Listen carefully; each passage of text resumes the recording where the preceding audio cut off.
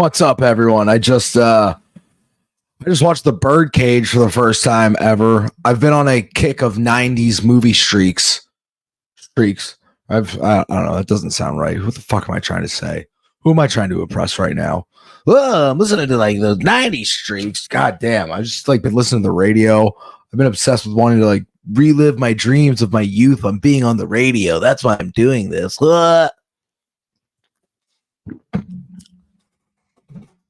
I know it's probably unprofessional to do that. I don't really care. You know, it's a vibe. It's a vibe that I'm just sitting here drinking my C4 sponsor me, Starburst flavored. I drink so many energy drinks. And I mean, they probably do keep me up at night. I don't know. I'm like, why can't I sleep at night? But honestly, I don't really feel that big of a difference with caffeine. I can put some caffeine back in the day and I'll still be able to like go to sleep or feel tired. It doesn't wake me up. I drink a coffee protein shake.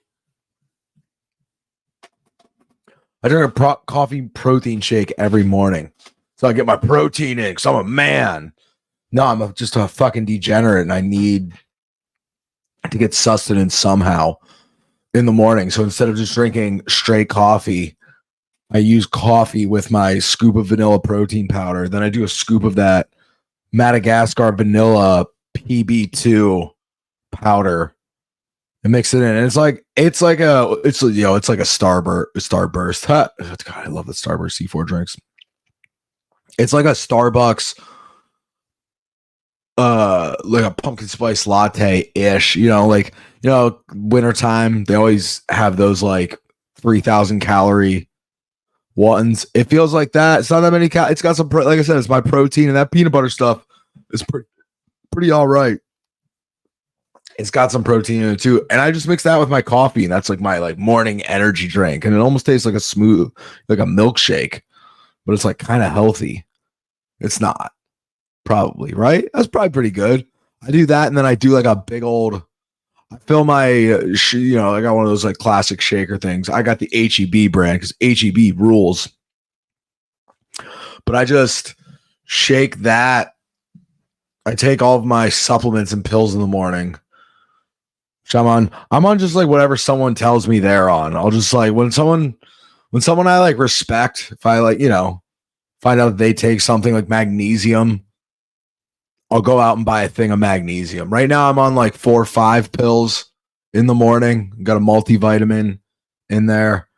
Sometimes I get up to like 9, 10. Because of my foot, I've been taking like I take like a Midol every day. Midol rules. Like I used to take it for when I wrestled in high school because it has like higher concentration than like just like average pain medicine. It has it's a diuretic because like it wants to like keep down on like swelling and things like that. So like it would help you like lose like water weight. And I think it also had like caffeine too, maybe. I don't know. It was good. It was good.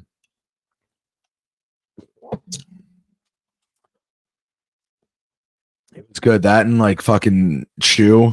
That and the original Zyn tobacco. I remember how I know I'm getting old. Like I see like the Utes with their Zyns. When I say youths, I mean like grown men that are my age just packing Zyns. And it's like I haven't chewed tobacco since like regularly since like freshman year of college. Because it's just like I started hanging out with people not from central Pennsylvania and realized that it's not like just something that everyone does everywhere. You'd see a real OG though. I get so like even smoking darts, like I'll do just because it's cool. I'll do it just because I know it's cool and it's hurting me. I don't care. It really doesn't make me feel good, but I know it makes me look cool. I get so head high. I get like high off of a cigarette. I get like I feel like loopy as hell for like 10 minutes. I'd rather if I smoke a joint and get on stage immediately, like I'm not having a great time. I'm not doing well. I'm freaking out, but I can handle that. If I smoke a cigarette, a big bad Marlboro Red, and then try and get on stage or talk to someone, I can't even like speak. I get real loopy on a cigarette. Unless I'm drunk, of course. That like cancels everything out. That cancels everything out. Getting drunk rules. It's a nice like baseline. Yeah, talking about pills. That went on off on a tangent. I just wanted to talk about the Birdcage and 90s movies. Wow. I went on this tangent because I said something along the lines of I've been on a 90s movie kick or something like that. Tangent or episode. I don't know. I've been watching all the old Batmans. The old Batmans are great. It's so wild. Like if you've never seen the old Batmans, or even if you have seen the old Batmans and don't like remember when they came out, like you're a little younger, it's wild to like, well, you watch that, you're like, oh my god, this is so like, especially compared to the Dark Knight, they were so like campy and like comic booky. But if you remember the 90s, you're like, yeah, but also like that is kind of just how people were wearing neon suits and shit like that in real life. You know, like neon was big in the 90s, bright colors. Like that's like if you've seen Dumb and Dumber, it's like you see the outfits you're wearing, and if you remember, and I was like very young at that time, but like even I like, you know, you remember the culture and how like yeah, like Michael Jordan probably wore a baby blue suit, much like when he was like playing at UNC, probably wore a suit that was very similar to the one in Dumb and Dumber, but like not. That's the thing you have to understand too. It probably was cool then. Like looking back, it's like, oh my god, it's like, you know, like that picture of The Rock where he's got like the chain and he's wearing the fanny pack. You know, he's wearing the fanny pack. It's like it like. The thing is all of that stuff is lame now, but there was a time where like some of it was cool and it was making fun of how that wasn't cool.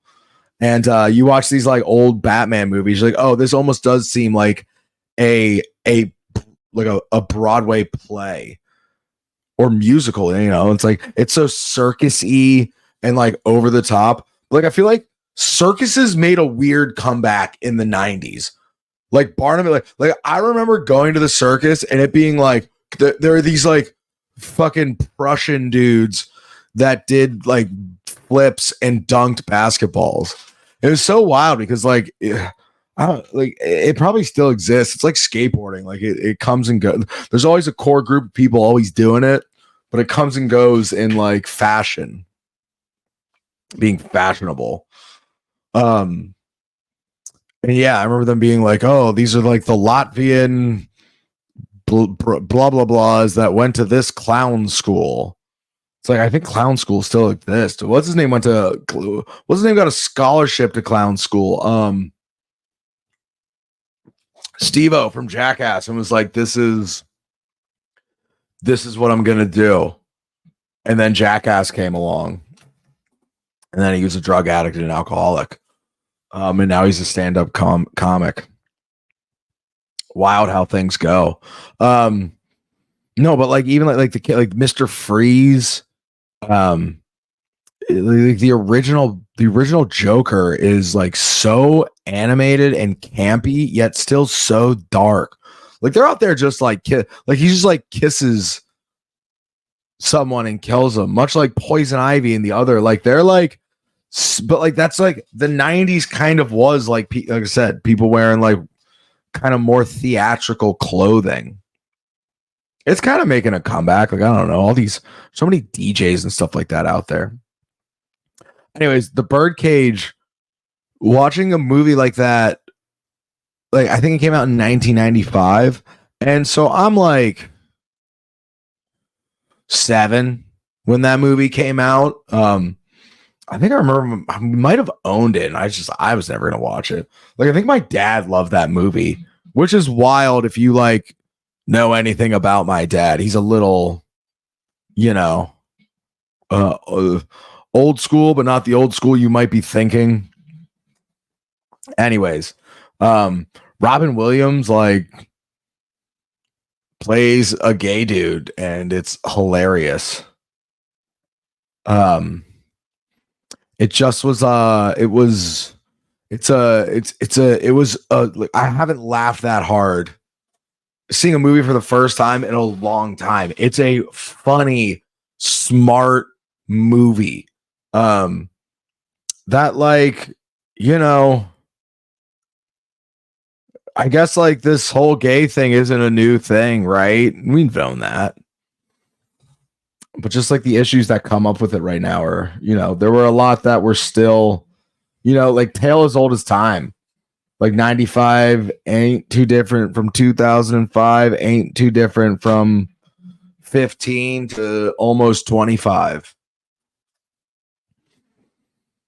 And it's just like you get like why that like people talk about that movie and rightfully so. It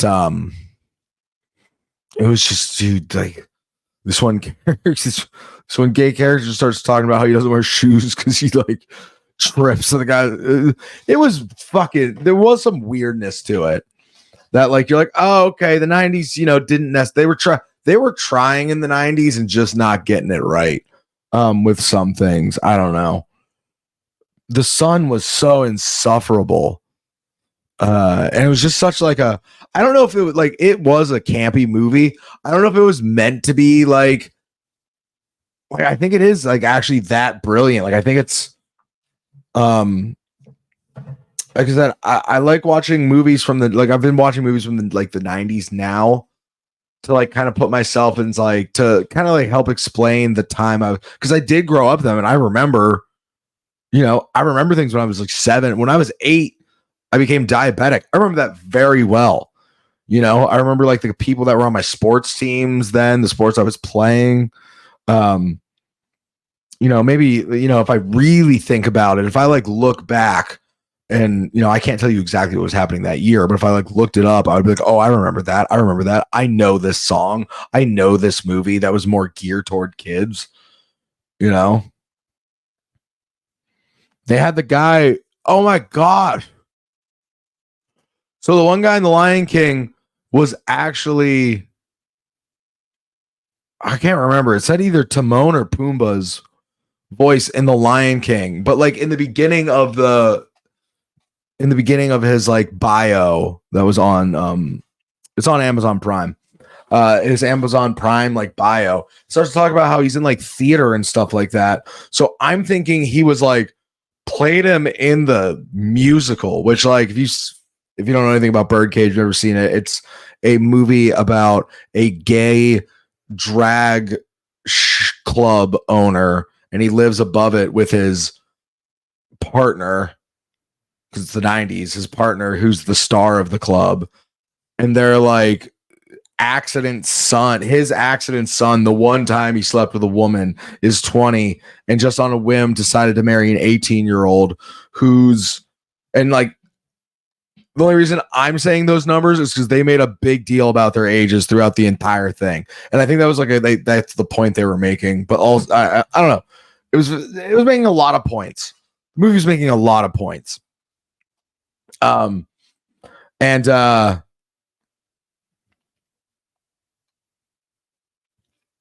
the girl that's marrying the guy, so it's like, you know, centering on that family, but then also there's this other family that's a little bit more secondary to the whole story, but still major parts in it, especially at the end. That it's a conservative like republic. They don't even use the term conservative. People didn't use that term back in the 90s. It was a Republican. He was a Republican senator from Ohio who started a morale committee with a Republican senator from, I want to say, Louisiana, who died in a shady hotel room with a black underage hooker. And the scene where you find out that it was a black underage hooker, the way they did it was like it was so like tongue in cheek, and like it was so funny the way they, did that scene. And just like, it's a brilliant movie. I recommend anyone go see that. Like, I haven't seen a movie that, well, I don't know. I feel like I said, I've been rewatching the Batmans, and I think they're pretty damn good too. And I don't want to say I haven't seen a good movie in a long time, because I watch movies all the time and I absolutely forget. I get it. I'm getting old. Like, I just like, and I don't know, I feel like we consume so much. It's so easy. Just like watch 3 movies a night, 3 different movies that you've never seen before. That was the thing. It was like, there was a weird time. Let's talk about the 90s a little bit. No, also, I'm also talking more like the 2000s, the early 2000s, like DVDs. I remember it was like, my older sibling had like Bridget and her husband, Paul. They're like 19 years. They got married really young too. And it's her ex, but like, I thought they were so cool because like they every Friday would go pick out at least a DVD or 2, and like that's what they would go like to Target, get some, snacks, go shopping, and like get some DVDs because you had to like having your own collection was like, having a book collection or something like that. It was, I remember like my DVD collection, like it defined who you were as a person. Like, I might be an overthinker and a fucking maniac, but I feel like everyone, like, whether you had like, maybe you only had 5 DVDs because like that's something you wanted someone to know about you. You don't watch a lot. Maybe you have a ton and it's like all varied, or it's very specific. And it's like, buying a DVD wasn't just about wanting to see a movie, because you could rent too, but it was about like buying something that like was part of your personality, like a record. Like people do record collections now because it's like trendy, and almost that's like a collector thing. This wasn't a collector thing. So I mean, like there were collector series and stuff like that. And DVD was weird too, because I mean, like I think they had it a little bit on VHS, but DVD made it so easy to get like movies, like silent movies. I remember my dad and I would get silent movies. We would do it. Actually, we would do it every. That was a thing for a few years. Like, Friday night, you'd either go like buy a movie or like go rent one. And like, that's like what you had for the week. And then after that, you had to watch, if you wanted to watch anything, it was something you had already seen. It was like this big thing. I think movies came out on DVD on Tuesdays. Because I like movies came out on, I think, Thursdays. Maybe it was Friday, but I feel like movies came out on like Thursday. Like the opening night is Thursday. So if you wanted to be the first person, you go see it on a Thursday. But like going to the movies was like a Friday night thing. And it's like, oh, this is like, you're waiting for this movie to come out, and you go and see it. And I feel like DVD or like VHS or like releases like at home were on Tuesday, I think. I might be making this up. I wish I had a producer. Lou. Where's my producer, Lou? Producer Lou and publicist Ginger. If you hear her bark, it's like, don't say that. Don't say that. We got to spin it. Don't bring up your racist father. We got to spin it. He's old fashioned. Lou, look up when typical new releases for DVDs were. And there might have even been a way, like it was maybe like a Monopoly or something like that. If I'm not mistaken, maybe you could rent them on like Thursday or Friday first, and then you could buy them on Tuesdays. I don't know. This might have been a fever dream I had. Who knows? But that would make sense, right? Like, especially if you're like marketing to like people with disposable incomes. It's like, oh, like young 20-something-year-olds. Tuesday night, like, oh, on Tuesday, that's when the new releases come out. We're gonna Well, Tuesday's like our our date night in. That was like a fun thing. That should still be that's still a thing, right? I haven't been in a relationship for a long time. Can you tell?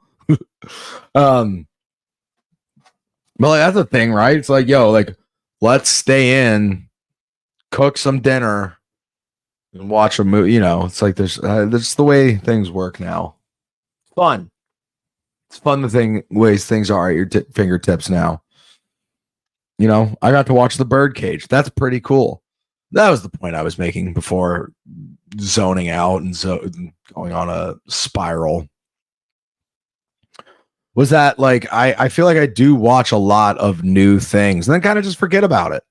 Like a lot of classics, you know. I just decided one day I was like, yo, I want to watch old samurai movies because I know that was like a wild time in cinematic history. Like Kurosawa, Yoshiro Kurosawa. He did what did he do? Yojimbo, Seven Samurai, which is like has been stolen so many times, but also is probably like a biblical story or something like that, or like, you know, that old literature stuff. Kurosawa. Akira Kurosawa. Yeah, man, he was like he's a unbelievable director, like one of the greatest of all time, one of the first. And he has like all of these stories that are just like great masterful like masterpieces for the time, you know, without special effects, without any of this stuff. It's like, you know, just great storytelling. And he's featured in that song 1 Week by Bare Naked Ladies. Like Kurosawa, I make mad films, can't make films, but if I did, they'd have a samurai. Y'all know that song. But I just like decided I was like, oh, like I'm gonna go see. I think it was on like they just had a couple of his movies on Amazon Prime, and I'm like, oh, I'm just gonna watch these because these are classics, and they ruled. You know, all things considered, for how easy. Like if I had to go out and buy it like some collector series for like $30, like no, I'm out. Although the DVD did make it easy to do that because I remember, oh god, yeah, that's where I was going with the story. When I think it was like around like middle school, might have even been elementary school, but when I would go to my dad's house on the weekends, we would go to the mall because the mall had like this like kind of more like almost like indie hipster video store, and it had like a section of like old black and white horror movies, and we would go and rent a different one. There were a lot of them, you know, like the original. There's 3 of the original like Mummy movies. They had like, you know, sequels, and they had a third one, I think. There's Frankenstein, The Bride of Frankenstein, Wolfman, Dracula, Creature from the Black Lagoon.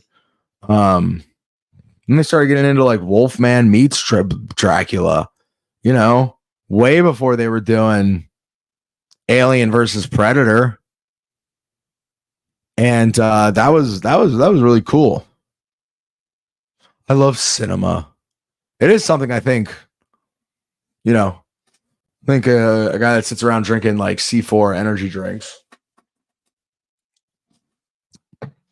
doesn't tend to be a Kurosawa historian. I just like going down rabbit holes and then talking about it. We're at 25 minutes. I've been talking about the Birdcage for 25 minutes. I'm kidding. I have been talking about the Birdcage for about 2 minutes. That was supposed to be like that was the big picture. I'm going to go in. I want to talk about the Birdcage. And I feel like uncomfortably tried to defend my lack of homophobia by just showing how homophobic I actually am. I have a gay friend from work who I tell him he has the nicest butt. I'm cool. I'm farting right now. I had to fart just to show you what a man I am. I'm a man. I'm not gay. Just thinking of like the way some of the people I grew up with. I remember hearing someone, they said this is probably not the 90s, probably way after, probably way too far after the mid 90s to be hearing stuff like this. But like, I remember hearing someone say, I don't want to shake a gay man's hand. I don't know where it's been. And someone that like I respect, like respecting the person who said that or like agreeing was like, yeah, you know what? That person's right. That person is a thinker. And when I think of that person, I think of like, bro, you have the dirtiest hands of all time. You're a straight man. That's this. You think a gay man has gross hands? Fuck you. You're an idiot. That's like if there's not a gay old man at a host stand when you go to that restaurant, you're not at a good restaurant, you know? And when I say an old gay, I mean like 24 or older, to 24 to like 50. That motherfucker's not like a maitre d'. You're not at a, you're not at a good if you go to a host stand and there isn't a like extremely competent person there, you're not at a good restaurant. Those are facts. If it's just some like really good looking young girl, you're at a mid, you're the restaurant you're at is mid. It's mid at best. And it could be great. It could be great. It could be great. It could be great. It could be great. It actually could be a great place. But like it's just not tier one. Like relax. You need to relax a little bit. There's a certain way you have to act if that's what's at the front. You need to tone it back a little bit. You need to drop your expectations a little bit. And what's wild is that most people that go to a place like this, their expectations are going to be blown or, are going to be blown. But there are some people that go to restaurants that just aren't like, they're not where you think they are. Restaurants are so crazy good now. They're so crazy good now. Like there's so like the level of expectation that's out there now, and it should be high, but like people are cheap. People are cheap. People, and like I feel like reality television's ruined like people's expectations. And like I also think people don't understand like how expensive, like when you see like a celebrity like wedding, like you can't even wrap your, like they spent more money on that wedding than you will make in your entire life. So like drop your expectations down for the staff. You're getting married in a barn in your hometown. Like that staff level, you're getting what you're paying. You're going to get what you paid for. And it's probably still going to be pretty fucking good. Most people, you really fucked up if it's that bad. Because it's like most people that work in this industry are trying their best. And there's bad eggs. There's bad eggs everywhere. The Catholic Church, there's a couple pedophiles, and we don't want to group everyone together. So I'll admit there is a person or two in the service industry that sucks at it. Okay, there might be more than that. There might be a lot. There might be a lot of them. But once again, there might be a lot of them. And there might be more than you'd think. And there might be more than you'd expect. And if that's the case, you better be willing to pay a lot more money to get good ones. That's just, I love the way that the service industry works. I think more jobs should be structured like that. Like, we all want to talk about, and I think nurses and teachers in the grand scheme of things have much more important jobs than people that, waiters, waitresses, bartenders. I'm not going to be one of those people that sits here and talks about like, oh, like, serving people food is actually one of the most intense forms of intimacy. Like, yeah, we can wax poetic and like, but like call a spade, like saving lives and like educating youth, I think is higher than that, even though food is like a survival thing, is actually like kind of low. And yes, food can be like a love language or like a form of intimacy, or like it can be so like next level. Like, people can spend their whole lives working on it and like obsessing over it and being passionate about it. And all of that just to say that, like, I think teachers and nerds, like, don't act like you don't know a stupid teacher or didn't have a stupid teacher. Raise your hand if you don't know a nurse that you would be scared if you found out they were your nurse. Great friend. And I feel like people think I'm picking on like females in female-led jobs, but like the nurse I'm thinking of is a kid I went to college with, a male kid I went to college, a guy I went to college with. If I woke up in the emergency room and saw him standing over me, I would freak the fuck out. And don't act like you didn't go to college with a teacher that was an absolute party animal. And this person's now teaching your third grade kid. It's like, we might have to get a tutor, honey. Should all teachers be making more money? I don't know. Should all servers make a lot of money? I don't think so. If maybe you're working at IHOP because, you've been fired from it, it's the only place that you can kick it at. Like, I do think I should make a little bit more money than you. How about that? How about we start tipping more people?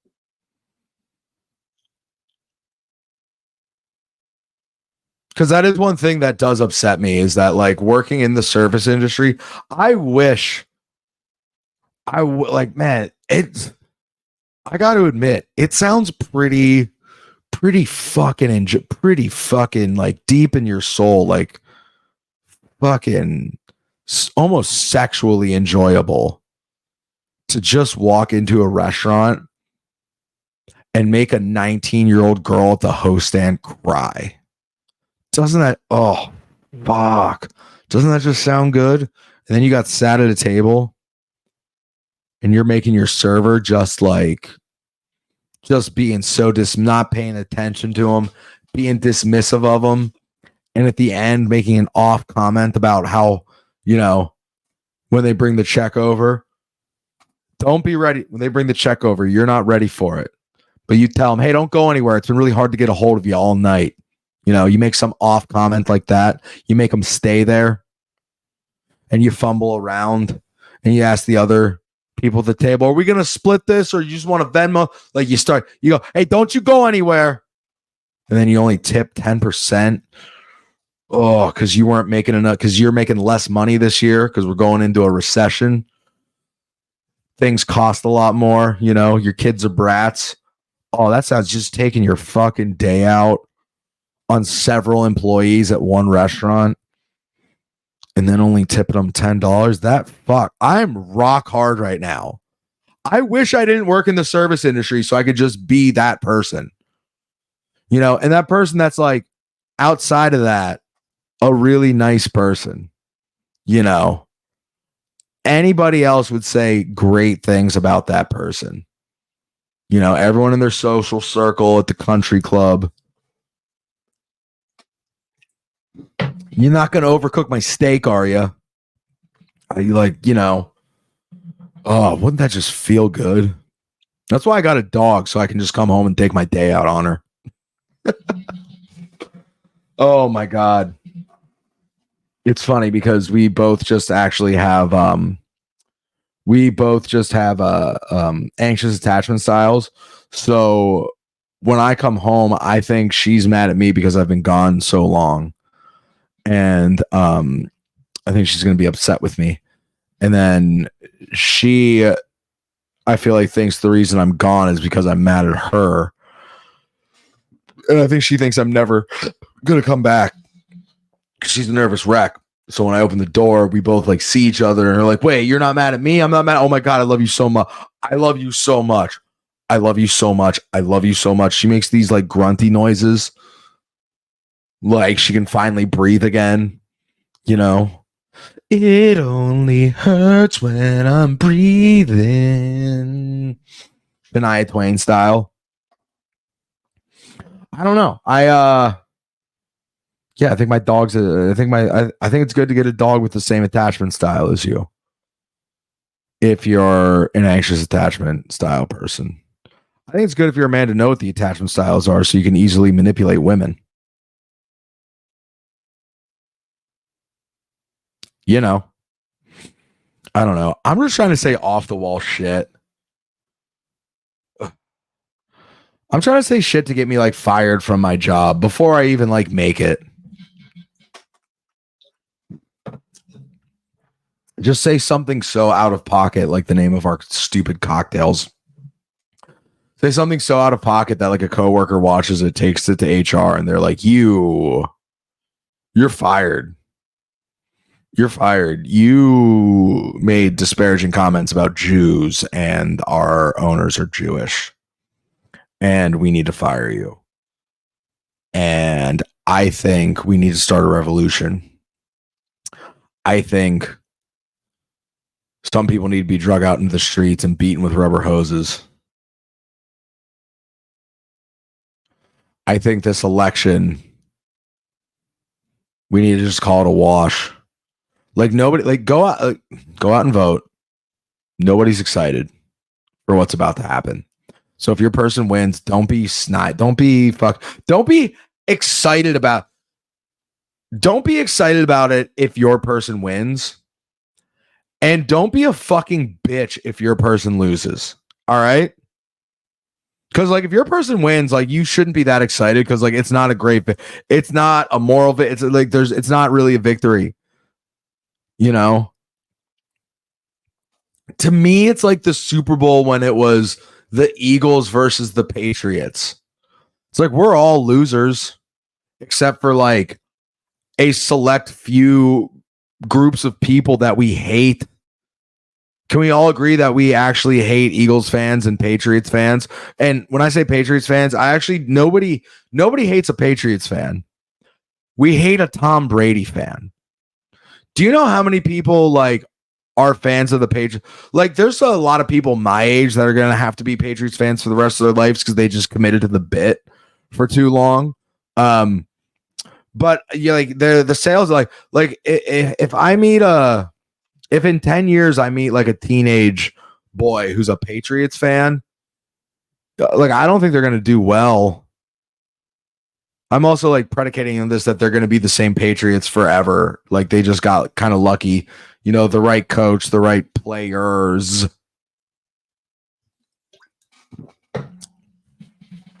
At the right time.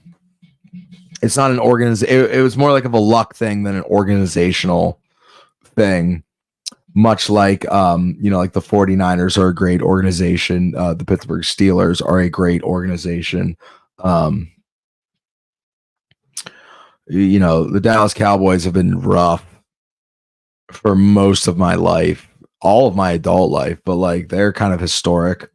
Green Bay, like, you know, historic. The New York Yankees, we want to get into other sports and things like that. But like, Nobody likes Eagles fans. Even Eagles fans don't like Eagles fans. They like them, like their own person, like their group of friends. But like Eagles fans will fight other Eagles fans at games. It's they're a unique breed of people. Their eyes are really close together. Yeah, real nasally. I don't know. And then but like I think true New Englanders that are like people that are going to be Patriots fans, like way before Brady, that are much older than me. Like they're actually only found around New England. Whereas like I went to high school with like a lot of Patriot fans, and that's going to die out. So, but like when the Patriots were playing the Eagles, it's like nobody really liked. Most people hated both. There was no Cinderella story. Usually, you at least have one. Like I remember when the Steelers were playing the Cardinals in the Super Bowl. It was like Steelers versus the world, but not because we had it bad. It was like the rest of the world just didn't want to see, kind of much like the Patriots, the Steelers win another Super Bowl. Like we're good at it. Like we've done it. We've beaten a lot of teams in playoffs and ruined their season and then won the Super Bowl. So a lot of people don't necessarily like us. And the Cardinals have never won one before. They had the Kurt Warner was trying to get his second Super Bowl, and he was just such a great. Everyone always I love Kurt Warner. I love Kurt Warner and Larry Fitzgerald, their wide receiver, one of the greatest wide receivers of all time, who played for that team forever, so he never won one. And he also played for Pitt. So like that's like a weird element of it as well too. And Pitt plays in the same stadium, so you're like around the pros, kind of. You have a different section, but like you're in it. So yeah, like there was an underdog. So like everyone, like Steelers fan and Steeler Nation is big. We, obviously wanted our team to win, but like the rest of the world really wanted the Cardinals to win. Nobody really wanted either of these other teams to win. So we have to look at it like that, where if either of these people win, like we shouldn't be thrilled about it. And like, even if your guy, like the guy that you kind of wanted to win, wins, like don't be excited, because there's nothing to be excited about. Look, we need to start working on the next move. And what I think the next move is, I've been researching the Gilded Age, and I should probably look into it a little more, because I remember very little, because I was falling asleep when I was listening to it, and I had eaten 100 milligrams of edibles. But like the way that we know of like the Democratic Party now, and not even like, I mean, like both parties have gone like so fucking far in both directions. It's wild. But like the Democratic Party and the Republican Party have had their like shifts, their changes. Some of them are slow, some of them are kind of immediate, but there is like a moment where the Democrats became like the working class party and the party of like black people, minorities, women, things like that. And I didn't know like much about it, but it happened during like it was almost like the end of the Gilded Age, which like the Gilded Age is basically what's happening now, but it was more like railroads connecting the country in ways that were like, I mean, railroads were kind of like the internet. It's like they had some growing pains, but like it took only like 15, 20 years to get them all down. Kind of like the internet. Like the internet started with dial up, that whole like, like not very comparable to what it is now, but like we got there, and now like it's hard to imagine the world without it. And railroads were like that. But then also there was like oil, like the way you could refine oil, which is where Rockefeller got his money from Ohio. And then you got Carnegie from Pittsburgh with steel, because like they needed steel to build buildings. Like all these things like happened and poof, but they called them all robber barons, because there was like all this like, people could work full-time jobs and not be able to afford things. Um, and then this party started called like the People's Party, I think, or like I don't know. It was like the People's Party, and it happened in Kansas, and it got a lot of people from both parties to leave those parties and go to this third one. And they had some people in charge, some guy that was like going to run for president and was like charismatic, and he used trains back in the day. Apparently, if you ran for president, they called it a platform, because I think you would just like sit on a platform on your porch, and people would come to you from all across the country and then bring your ideas back to their areas. I don't know. I might be an idiot and just making this all up, but this was like the first guy to like go on like a campaign trail, and he used like a train that he would go from one town, land, like get the train station, stop, give a speech, move on to the next one, and like hit up a lot of people. And the Republican Party and the Democratic Party both were just like these bloated and just filled with like corruption, because like the Rockefellers, the Carnegies, the Vanderbilts, they owned all the politicians, just like now. And this one people, like the People Party person, the Purple People Eater, People Party person, I had this platform, and then someone, I can't remember what his name was. I just remember he was 36. That's how old I am. Who had this like booming voice in the Democratic Party, decided like, hey, guess what? Guess what, motherfuckers? We're going to support the farmers, because the farmers were getting pissed off because this country was like founded to protect them, and they were like working class. But that working class was kind of pitted against the city working class of like steel mills and stuff like that, who had been getting some good breaks for a while, but then they'd like, like a lot of like what are those people in union? A lot of union busting happened, and these big money people like paying off the politicians to make laws that were anti-union.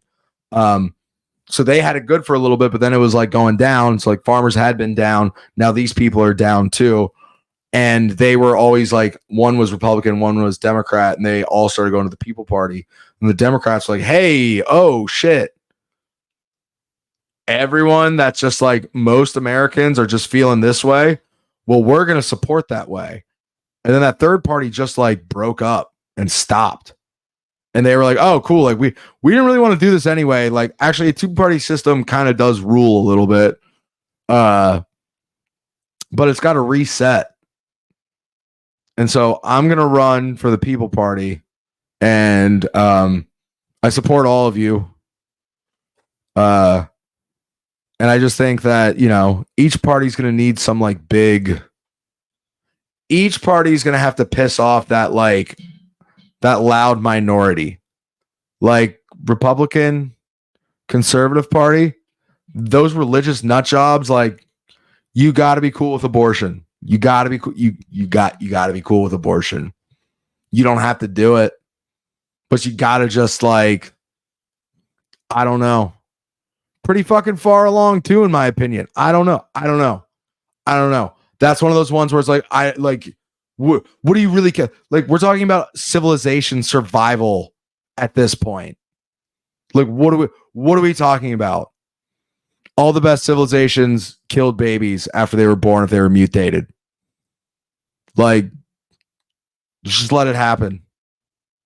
I don't want to do it, but like if someone else does, like I don't know. I can't be worried about that. I can't be. Things are falling apart. My insulin's really expensive. If we bring that down, I'm just like, we got to do that. And then like the Democratic Party, like, listen, there's like these what are they, the whatever politics. I don't know. I'm an idiot, but like there are like really big issues happening right now, and people getting killed because of their color of their skin, because of who they love, is absolutely disgusting and needs to be stopped. But like, once again, we have a failing, like we have a society that needs saved. So like we might need to like, I like we should still care about that and be passionate about that and stop people that aren't that way and doing those things. But also like we gotta like do some like really important shit too. And like